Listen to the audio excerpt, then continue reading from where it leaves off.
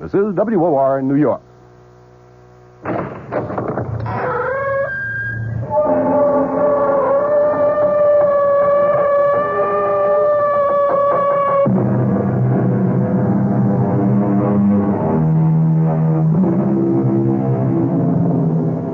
Come in. Welcome. I'm E.G. Marshall. Welcome to the fear you can hear. Welcome to the sounds of suspense. It was the ill-fated Prince of Denmark, Hamlet, who lamented, "The time is out of joint. Oh, cursed spite, that ever I was born to set it right."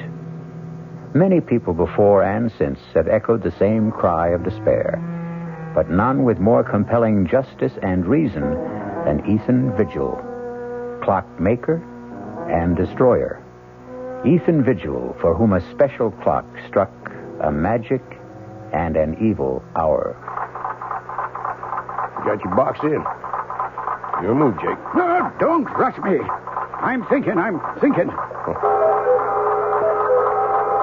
God in heaven, Ethan, how can you stand that infernal racket? What racket? Oh, you mean the clock striking? I don't even notice it anymore. Well, go ahead. What do you want to give up? No. Who can think of a chess move with all hell breaking loose? From now on, start our games after midnight. That's to drive a man stark, staring mad. I swear to Sam Hill, Ethan, you deliver.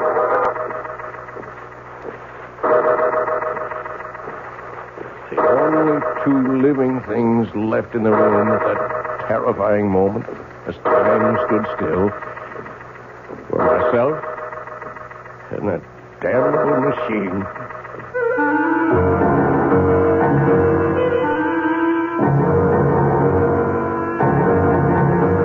Our mystery drama, Time and Again, was written especially for the Mystery Theater by Ian Martin and stars John Beal. It is sponsored in part by Anheuser-Busch Incorporated, brewers of Budweiser, and by the Kellogg Company, makers of Kellogg's Special K cereal. I'll return shortly with Act One. When you drink beer, do you tilt the glass for long, hearty swallows? Or just tip it and sip it? Well, sipping's the thing for wine. But Budweiser beer is a hearty drink, brewed for zest and character. The best way to enjoy Bud is to drink it. Not chug-a-lug, just man-sized beer drinker swallows. That's when that famous Budweiser taste, smoothness, and drinkability really come through. Smoothness and drinkability that come only from natural carbonation and exclusive beechwood aging. Smoothness and drinkability, too good for any half-hearted sipping. So drink up. You'll see that brewing beer right does make a difference. And that when you say Budweiser, you've said it all. Anheuser-Busch, St. Louis.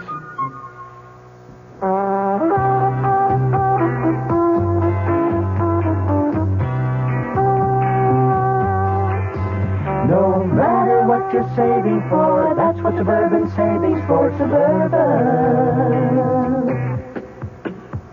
Suburban Savings offers you a regular savings account with flexibility. You can add any amount to your account whenever you wish. Withdraw whenever you want. Suburban Savings pays a 5.25% annual interest rate on regular savings paid quarterly, which earns an annual effective yield of 5.47%. Interest is compounded continuously from day of deposit to day of withdrawal, as long as $50 is maintained in the account to the end of the quarter.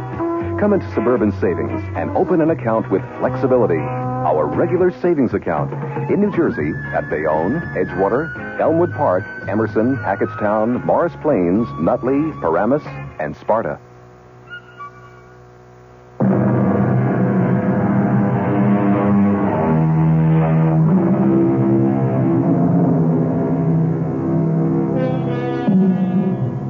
Few of us can resist the fascination of an auction, and I'm no different than most, which is how and why I happen to possess this curious document, which reveals a bone-chilling account of how many lives were lost so uncannily and eerily to the inhuman demands of what Ethan Vigil called that damnable machine.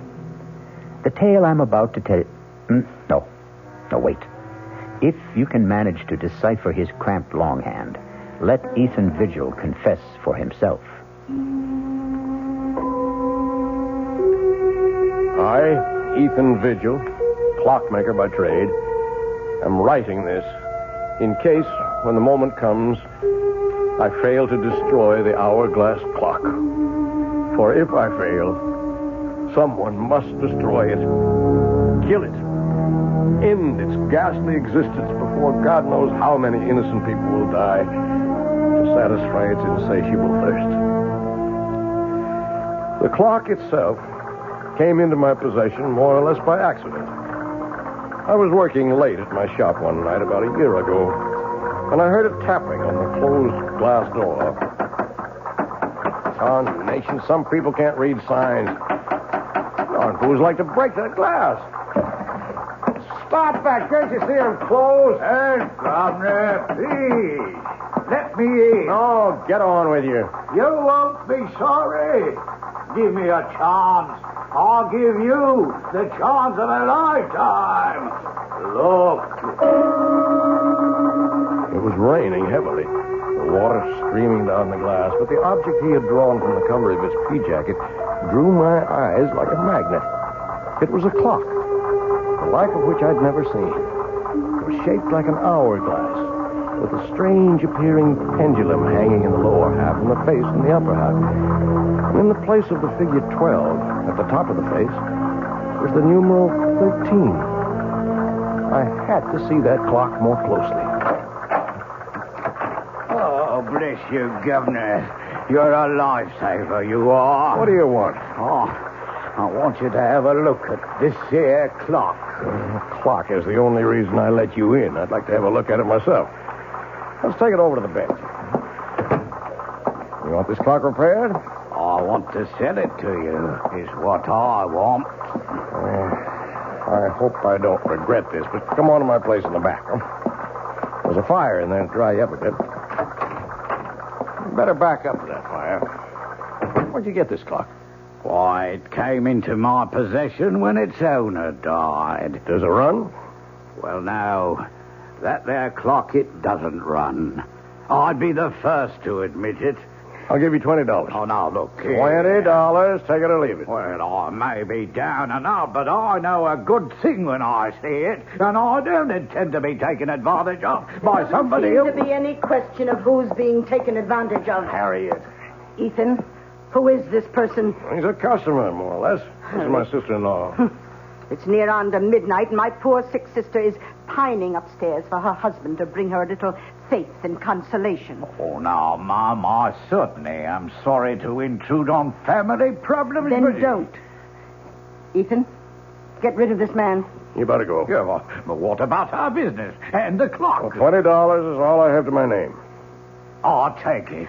Don't you do it, Ethan. Oh, mind your own business for once, Harriet. I had little doubt my sailor, who called himself Harry Stubbs, had dubious title to that strange clock. But like all collectors, to own something totally and unreservedly unique is an overriding obsession.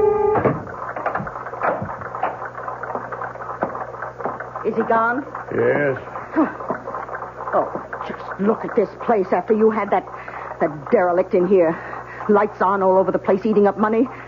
To say nothing of good hard cash thrown away on that piece of junk on the table. It was my own money. What own money? Oh, you and Henrietta wouldn't even have a roof over your heads, let alone a piece of business, if it weren't for me.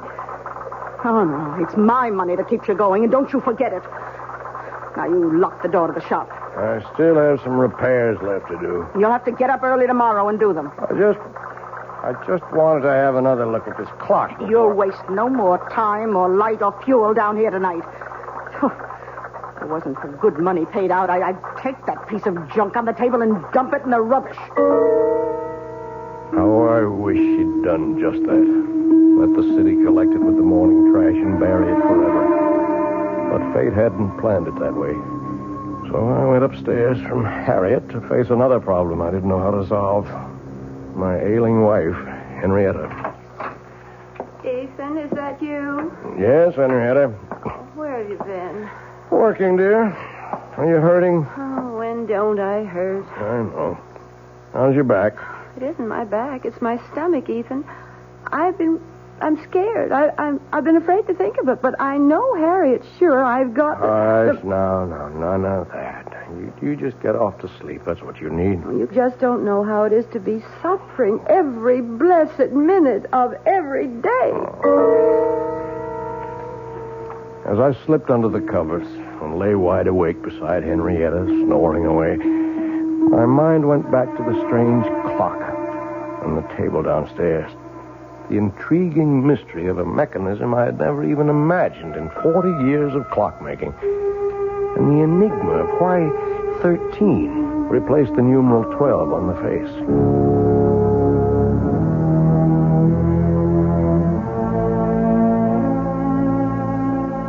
All the next morning, between my infrequent customers, I puzzled and poked and pried to reveal the workings of this bizarre clock.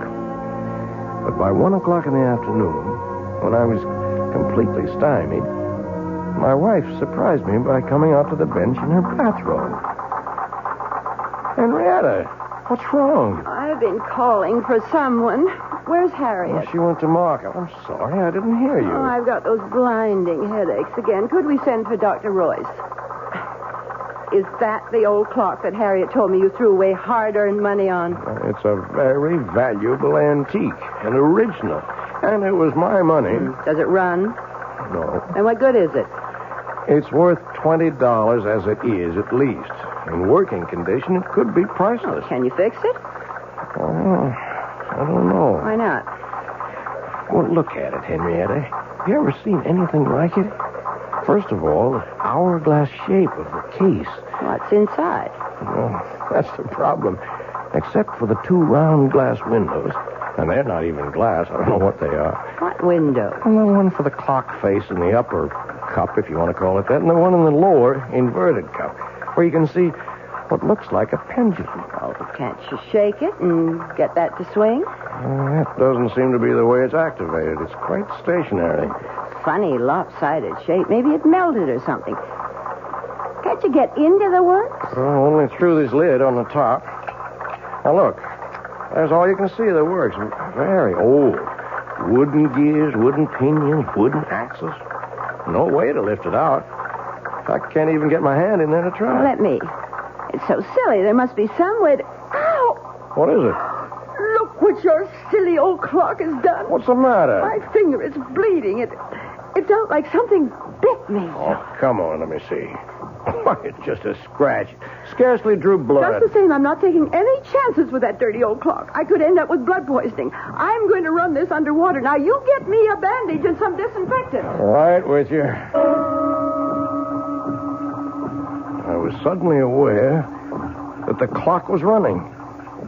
And its beat was the sound of the human heart. But Ethan didn't follow his wife right away, because suddenly he had become conscious that the dead clock had come to life, that it had started to record time again, and that the sound of its beat was very different from all other clocks. It was a sound akin, if not completely similar, to the beat of the human heart. I shall return shortly with Act 2. And now another tale of the ball and chain. As Kellogg's Special K presents the good, the bad, and the heavy. Why is that cowboy wearing a ball and chain? Because carrying around extra pounds can be just like carrying around a ball and chain. How symbolic. What will it be, senor? Give me the Special K breakfast. Here you go. For a Special K, it's milk, orange juice, and coffee. Say, don't I know you from someplace? You probably don't recognize me with my ball and chain. I used to be 10 pounds lighter, but I'm getting back that way by exercising and eating smart at every meal. Starting with this here Special K breakfast. What's so special? It's less than 240 calories, 99% fat-free, and delicious. It's going to help me get rid of this here ball and chain. I bet your horse will be glad to hear that. another ball and chain. Fight but gust.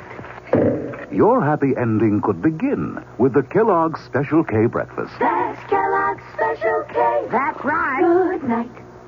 This is WOR New York, your Mystery Theater station.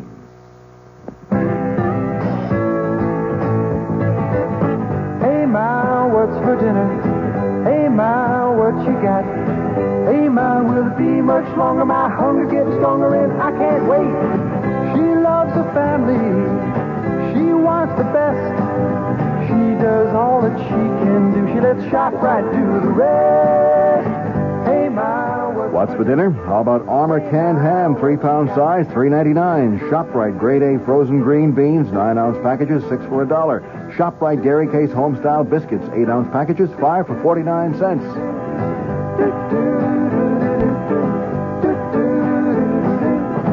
She loves the family. She wants the best. She does all that she can do. She lets ShopRite do the rest. Hey, Ma, what's for dinner? ShopRite has the answer.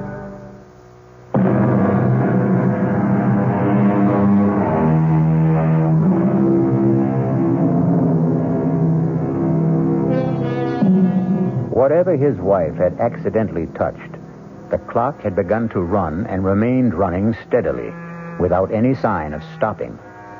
Ethan checked that Henrietta's wound was little more than a surface scratch, and returned to observe... But let him tell his own story for himself, as he wrote it in his confession.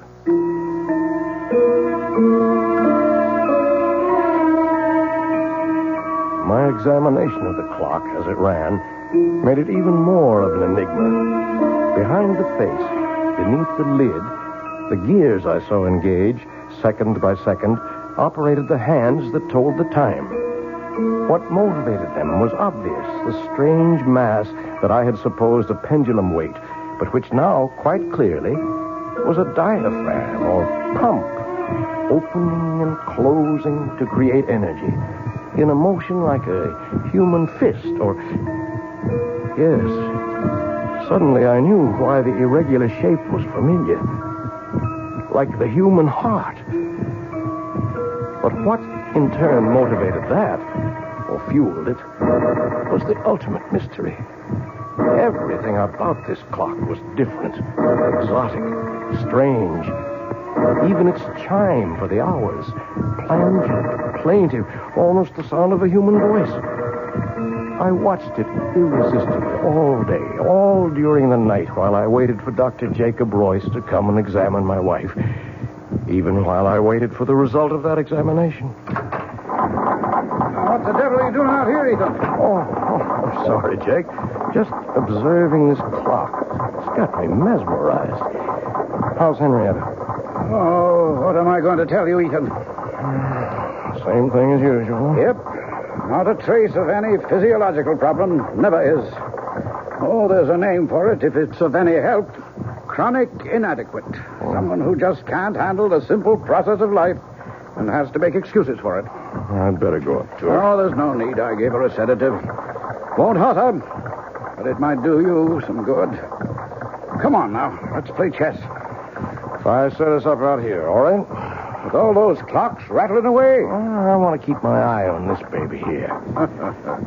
If you can't sit up with one sick friend, you gotta sit up with another. And for the next 10 or 15 minutes, I did forget the clock that was to haunt the rest of my days. Inexorably, as we concentrated on the chessboard, all of the clocks ticked on towards 12 o'clock. And the moment when the explanation of that substitute number 13 was about to be made by the clock itself. Don't think much of your king's pawn variation, Jake. Got you boxed in. Your move. Don't rush me. Don't rush me. I'm thinking. Good Lord, Ethan. How can you stand that infernal racket? Huh? What racket? Oh, you mean the clock striking? I don't even notice them anymore. Huh? Go ahead. What do you want to give up? No. But who can think of a chess move with all hell breaking loose? From now on, we start our games after midnight. Enough to drive a man stark, staring mad. I swear to Sam Hill, Ethan, you deliver.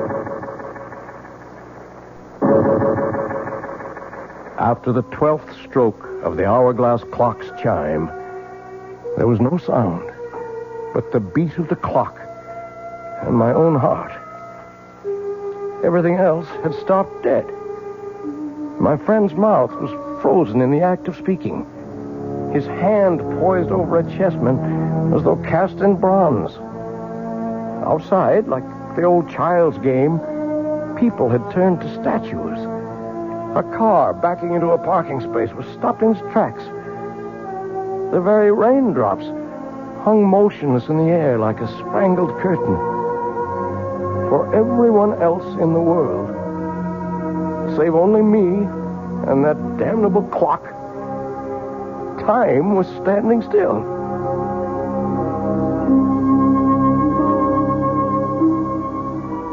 The next hour was a strange delirium. My brain raced with new ideas for achieving my lifelong dream, a perpetual motion timepiece. My legs were as supple and tireless as an 18-year-old's as I climbed the stairs to look at my wife, frozen in the act of turning in her sleep. My sister-in-law caught in the middle of a snore. Towards the end of the hour, I returned to the shop.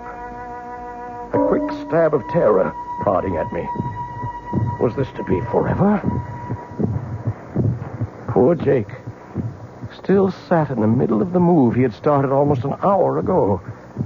The hands of all the clocks pointed to exactly 12, except the hourglass. There, the small hand stood directly at 13, while the minute hand swept closer and closer to join it.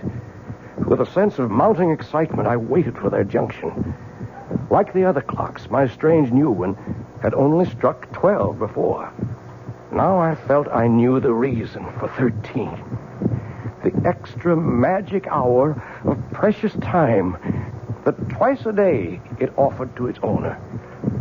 With bated breath, I waited for the proof. The missing chime. And then it came. Directly set us up here tonight to get me off my game. I concede. Don't you want some more time to think it over? Oh, it wouldn't matter if you gave me an hour to consider it. Tonight I'm too bushed to think. It's just 1 minute after 12. We've only been at the game 10 minutes or so, and I feel as if I've been here for 70. Is it really only 10 minutes? You're the clockmaker, Ethan. Look all around you at your little markers. Yes, you're right. So it's true. You feeling all right? Never better. Why? You look a little strange for a minute. Matter of fact, Ethan, I've been meaning to mention it. I'd like to have you drop around to the office someday soon. What for? Well, you're not as young as you were, you know. And you've been pushing yourself pretty hard lately. Want to make a date now? No, I'll call you. No, don't forget. Now, there's something I wish all my patients were as healthy as. 20 years since I started that old avocado tree in the window. And like Topsy, it just grew. Don't you believe it? Oh, it took a lot of tender, loving care. Watered just right, pinching it back, bringing it along to grow up right. Just like the child. I love that old tree. Well, Ethan, man's got to have something to love. Yeah, I reckon. Oh, you don't think there's anything really wrong with Henry, do you? No, I don't. Just another of her eternal spells. Well, night, old friend. Rain stopped. Good night, Jake.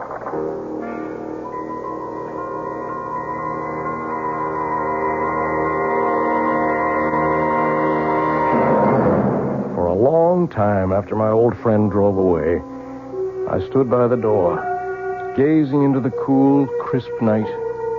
I didn't notice the cold. I was too full of a kind of welling excitement inside me. What a gift that clock had brought me. The dreams were building like castles in my head. Why, I was richer and more powerful than a king. Well, now I knew, no matter what, that for 2 blessed hours every day, from now on, I was a free man. And the last thing I heard that night as my head hit the pillow was the triumphant beat of the clock sounding in my inner ear. Or was it the sound of my own heart?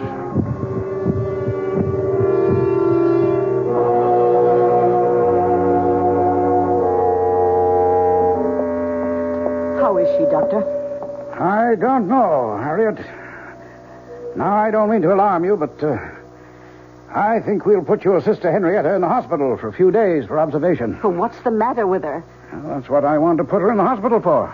Find out. Well, what do you suspect it is? I don't suspect it's anything. I just want to reassure myself. Now, why don't you go up and keep her company while I talk to Ethan? Oh, you won't have any trouble convincing him. I don't see why I can't take care of her. Well, you can't this time, Harriet. If you want to help, go sit with her. I'll make the arrangements with Ethan. How's Henny? I want to put her in the hospital for a few days, Ethan. Oh, she's that sick? I'm not sure. Whatever it is, this is not just one of her spells. I want her under observation for a while. Oh, whatever you say, Jake. I wish I knew what to say. I feel a little guilty. Ever since that night a few weeks ago when we were playing chess. What do you mean, guilty? Well, damn it, for 20 years I've been medicating her imaginary ills. I wonder if maybe I got careless that night. Huh? Well, there's no doubt that from then on, this debility, anemia, whatever it is, started. Well, I'll get along and make all the arrangements.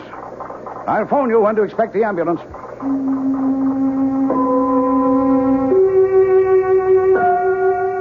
I had my own guilt nagging at me. In the months since I'd discovered the secret of the clock, I'd thought of pretty nearly nothing else. I waited as eager as a child for those 2 stolen hours every day.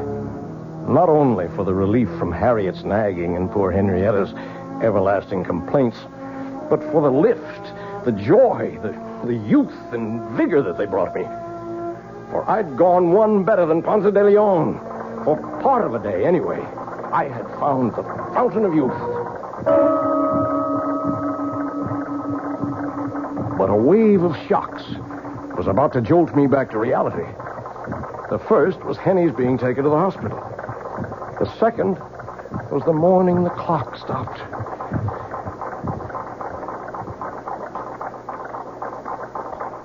Oh, no. No. What is it, No, Ethan? You can't stop. What is it, Ethan? What's wrong? The clock, it stopped. Oh, is that all? I've got to get it started. Oh, you shake it like that, it'll end up in pieces. Good riddance. I told you it was a waste of money. Get out of here. How dare you talk to me like get that? out! Oh, I certainly will. Nobody's going to talk to me like that, particularly not you. I was frantic. My golden hours of solitude gone. My extra gift of precious time and the rebirth of youth. I couldn't let them go. There must be some way to bring them back. Start that damned intricate mechanism again. Clock was dead. Its lifeblood somehow drained. Blood? But that's what started it in the first place. Maybe... Oh, damnation. Oh, let it ring. I've got to find something to... Oh, all right. Hello? Ethan, it's Jake. Oh, Jake. Look, I don't want to talk now. Oh, then you've heard. Heard what? About Henrietta? Oh, she's not... I just got back to my office and got a message from the hospital. I'm afraid she's passed away. Oh, are you sure? Well, I'm on my way to the hospital now, just on the outside chance. Better meet me there. I'm on my way.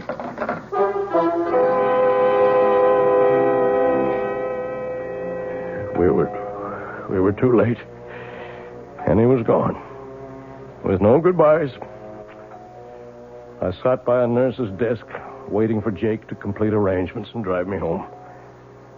A young nurse came down the hall with a tray of blood samples, putting them on the desk.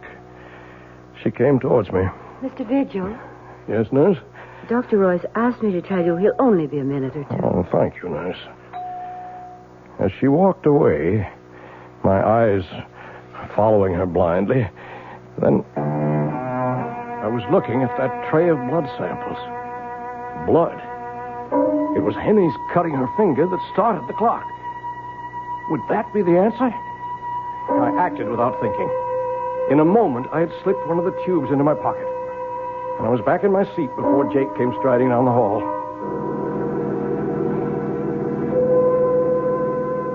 I was back in the shop at last, alone. With shaking fingers, I lifted the lid, exposing the brain or whatever it was of the clock. Uncapping the tube, I poured in the blood. I looked at the dial. The hands were spinning around to the proper time. And then the clock was alive again. Its heart was beating.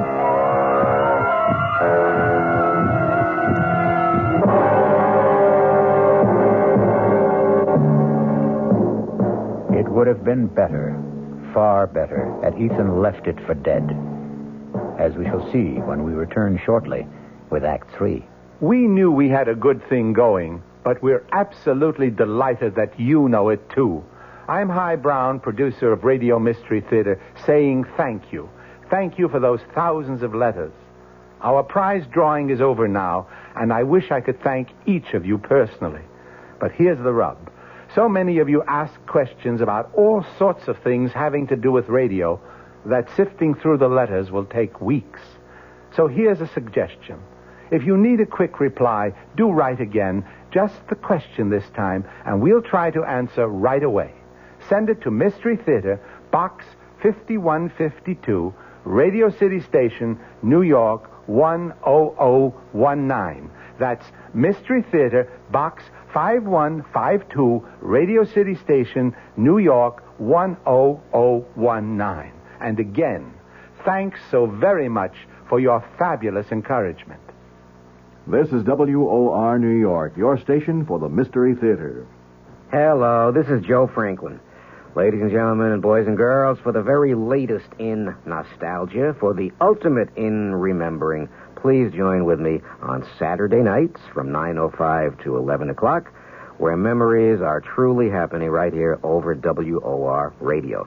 It is my privilege to present radio's original Memory Lane program, but positively the original. And whether it's Al Jolson or Benny Goodman or Louis Armstrong or Eddie Cantor or Harry James or the Dorseys, Mario Lanza, Gene Krupa, the young Frank Sinatra, George M. Cohan, Bing Crosby, Bogart, Lombard, Cagney, and all those happy times of radio's comedy and drama and soap opera. We have it fascinatingly, and all the sounds are reproduced crystal clear Saturday nights from 9:05 till 11 over WOR Radio. Yours truly, Joe Franklin, hosting Memory Lane. Tune in.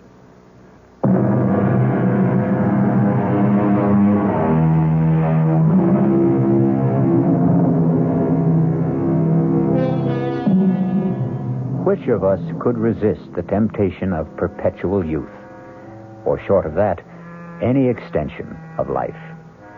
2 extra hours a day is 730 a year, almost exactly an extra month. In a lifetime, 6 whole more years.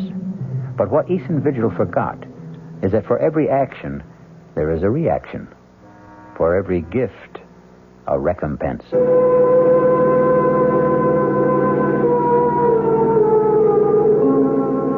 The saddest part of my confession is that after my wife's death, I became completely blind to everything but my 2 periods of escape every day.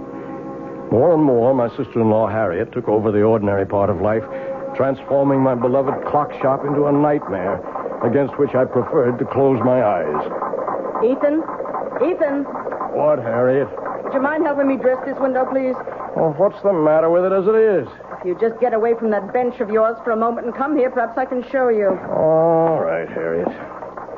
You know how I'm branching out now that I'm the active partner in the store. Oh, Igor and Jim Cracks. Well, you might know you'd lag a mile behind the times. This is novelty jewelry, and to sell it, we must display it. cheap claptrap.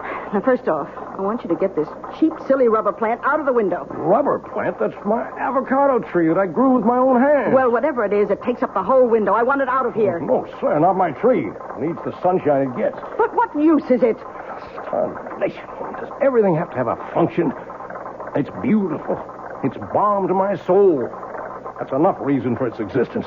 Besides, it don't cost nothing, so you leave it alone. Oh, very well. But I must have somewhere to display my costume jewelry. Oh, let's move that ugly old hourglass clock somewhere else. Why does it have to be right beside your bench where every customer comes... Harriet, I'm warning you. You leave that clock where it is. Don't you ever dare lay a hand on it, you hear me? Oh, my, aren't we touchy? Well, just let me remind you of something, Ethan. With Henrietta gone, her share goes to me, so I am 2/3 of this store. I can have it any way I want to. Over my dead body. You can do what you want with all your cheap, tinsely stuff, but you keep your hands off that clock. Oh, heaven's sake, all right.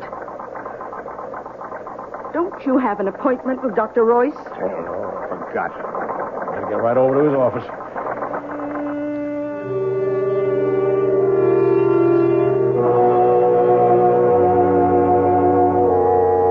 Okay, Ethan, you can put your shirt back on. I'm all finished examining you. Oh, what's the verdict? I couldn't be more pleased. You approve of the shape I'm in, huh? Well, before Henrietta died, I don't mind telling you I was plumb worried about you. Oh. Your heart was acting up. I didn't like your blood pressure. And there was a lump in your belly I could palpate big as a grapefruit. And now? Now I don't even need the x-rays I took. Know it before I see him. It's practically noon. Now go on. You don't need a doctor. Get out of here. Let me get around to the sick people outside who do.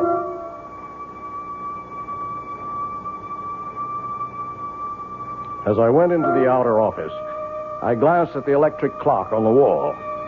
The hands clocked to noon as I did so, and I was looking at a, by now, familiar scene. The nurse who had risen to escort the next patient in was suddenly transfixed, halfway up from her chair. A child about to scream remained with face contorted, the scream not yet uttered. A thought crossed my mind. It was a month since I had fed the clock that first transfusion. I went into Jake's small lab, opened the refrigerator, I helped myself to a blood sample, and left.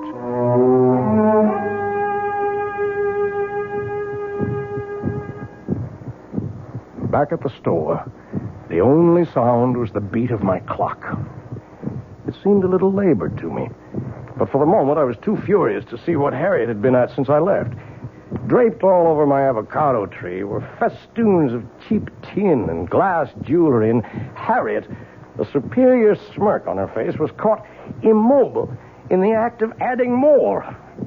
I choked back my anger because suddenly, before I could move, the clock beat died.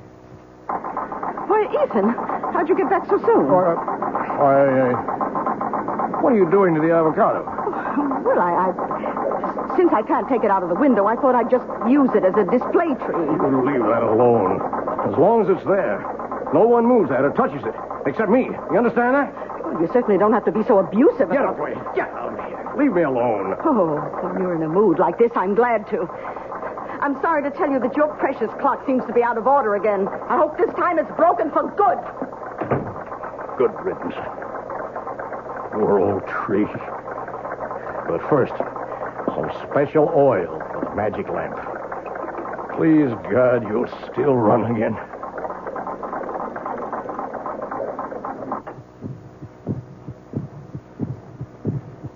And time stood still again. The pattern for the next months of my life was set. The part of it in my waking moments was only a necessary bridge between the long hours of infinite relief and accomplishment my clock brought me each noon and midnight. My designs for my perpetual motion mechanism were completed. I had already started to build it. That was my real life. Although I found to my dismay that the clock seemed to demand more and more frequent transfusions to stay running. But these were easy to steal from Jake's office in the hours when time stood still.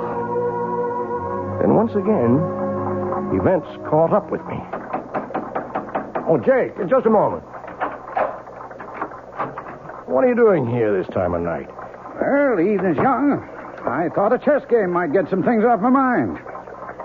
What were you frowning at in the window when I passed? My plant there. Avocado? Oh, yeah.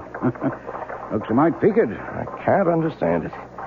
It's been wilting and drooping day by day. No reason. Are you any good at diagnosing vegetable life, Jake? Nope. I'm beginning to think I'm not much better with humans. I wish I knew the secret of your spurt of youth.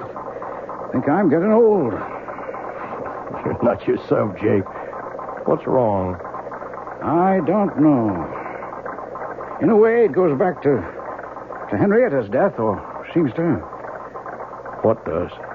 Well, I never said too much about the way she died at the time, Ethan. Congestive heart failure, you said? Oh, that's true enough. That's a condition that produces an end to living. But what caused it? Are you asking me? No, I'm asking myself. And I have no answer. Oh, tests were run and the pathological evidence was clear enough. But in spite of massive transfusions, we couldn't stop Henrietta's blood from simply disintegrating. Quite literally turn into water. And that's unusual. Abnormal. Never seen a case like it before. In the last 3 months, I've lost 3 of my patients to the same sort of, what shall I say, same sort of malady. I might have seen it developing, except for a strange thing. What? Well, all of them had been to my office and had routine blood samples drawn for physical checkup. And the samples didn't warn you? There weren't any samples to examine. Unaccountably, they disappeared from my office. And one other strange coincidence. The night your wife died, a blood sample for a patient in the hospital disappeared. And that patient died later? Yep, about 4 weeks later. But I don't know why I'm worrying you with all this. It's none of your business. Well, it is. Huh? Oh, you mean as far as Henrietta is concerned? No, I mean much more than that. Ethan, what is it? I didn't mean to upset you like this. I'm not upset. I just want you to understand. Understand what? That I'm sorry. Oh, I'm so sorry. Well, you're a good friend, Ethan. And I guess I don't feel like any chess tonight now. I'll run along. Jake. Yeah? I never asked before, but do you remember exactly what time Henny died? Oh, about 25 to 12, I think. I didn't have to think. I knew it all now. That was the precise moment that evil clock first stopped. So it was a monster, insatiable, that once having tasted blood, continued to suck on its victim till it had drained all life away. And I was no better, no less evil. I had been feeding this mechanical vampire at the cost of other human lives. In a daze, unable to explain to him, I saw my old friend Jake out and turned to face what I had to face.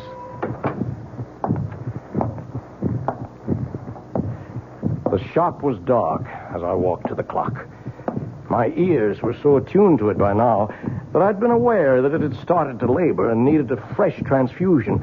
I was more than a little mad by now, as in the dark I said to it, "Die! Damn you, you devil! Die!" My moment of triumph was brief. I still had my own expiation to make.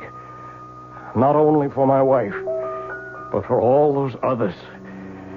And there was a personal sadness as my hands in the darkness traced the form of my perpetual motion machine, which would never be completed now. A man without love, wife, or children would like to leave a small footprint on the sands, his gauge to immortality. All I would leave now was a sick avocado tree I had nourished for 20 years for nothing. And then suddenly, I heard stealthy footsteps and pulled back into the shadows.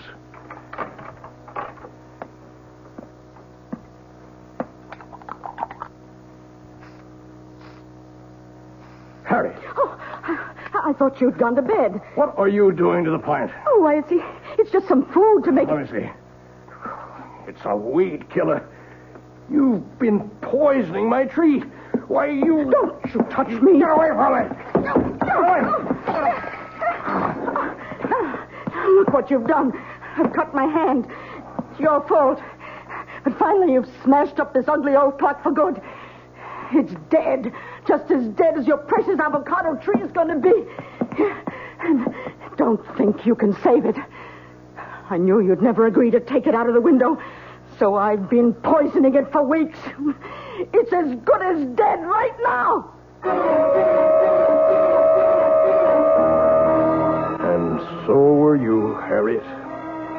So were you. Her blood had started the damn thing again. But this was to be the last time. What is there left to say? I have to watch another human being die.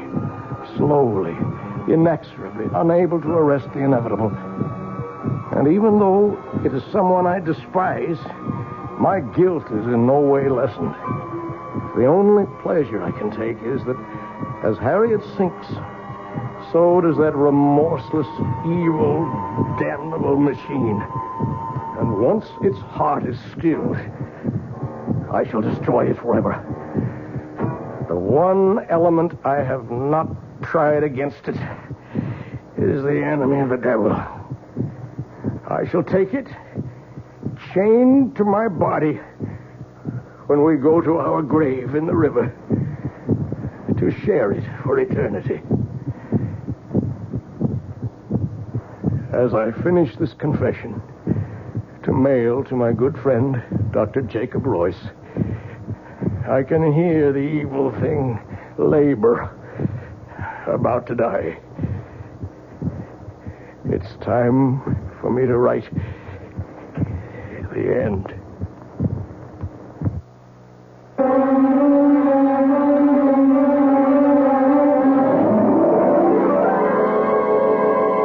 So be warned. If you should by any chance come across a clock in a curio shop shaped like an hourglass with a dial that bears the number 13 instead of 12, shun it like the plague. I'll be back shortly.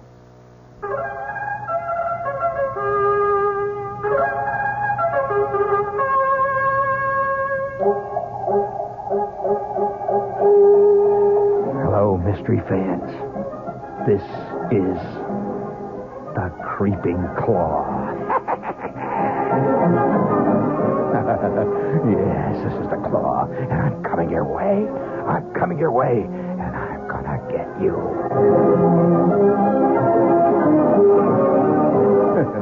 Oh, I'd love to play the lead in one of those mysteries. This is Gene Shepherd, gang, and I'm here to tell you that there's been a great time change here on WOR.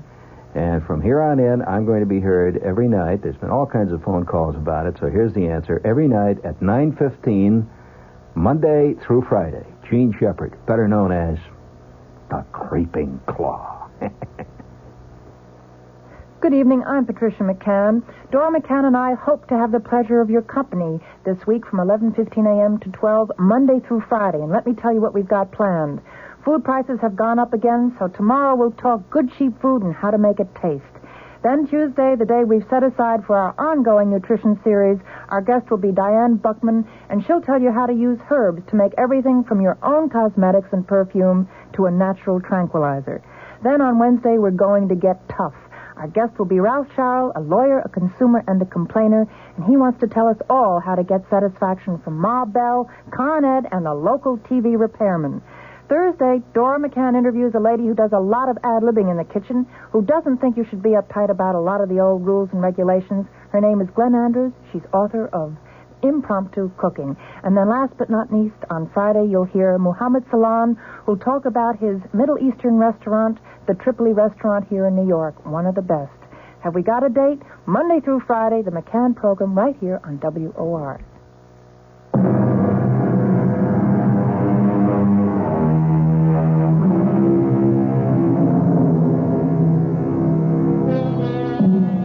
Oh, the fascination of time and man's never-ending quest to hoard it, to stretch it, to borrow an extra portion for himself alone.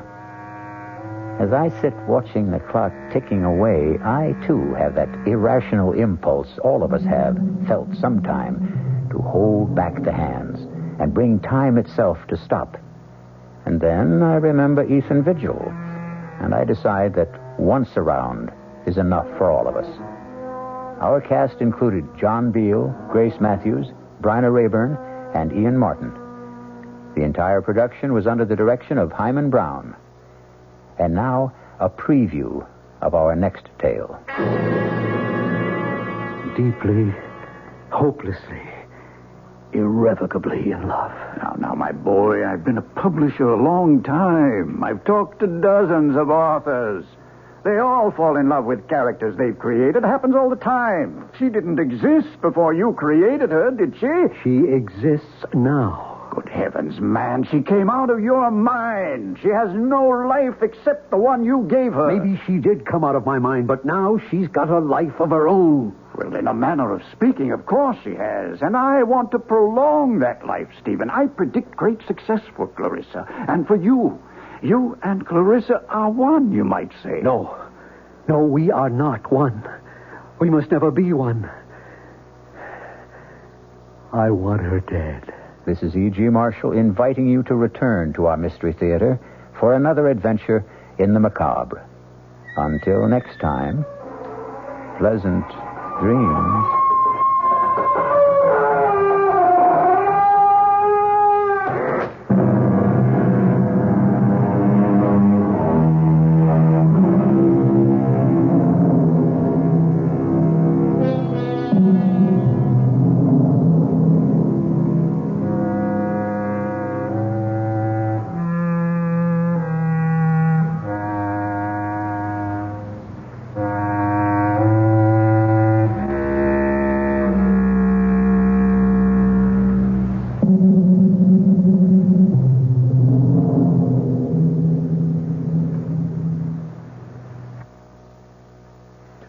WOR Mystery Theater was brought to you by ShopRite Supermarkets, where you get a lot more for a little less, and by Suburban Savings, with offices throughout North Jersey. The preceding Mystery Theater program was furnished by the CBS Radio Network. John Wingate here. You have a problem? Money, stocks, medical, or whatever. Then join me, weeknights at 10 p.m., for the Wingate News Digest. News is simpler than you think. It's what affects you, your pocketbook, your job, your pension, all those things. These we cover, plus all hard news. The Wingate News Digest, weeknights at 10. Be sure you join us again tomorrow for the Mystery Theater, right after the Fulton Lewis News Commentary, Monday through Friday, here on WOR.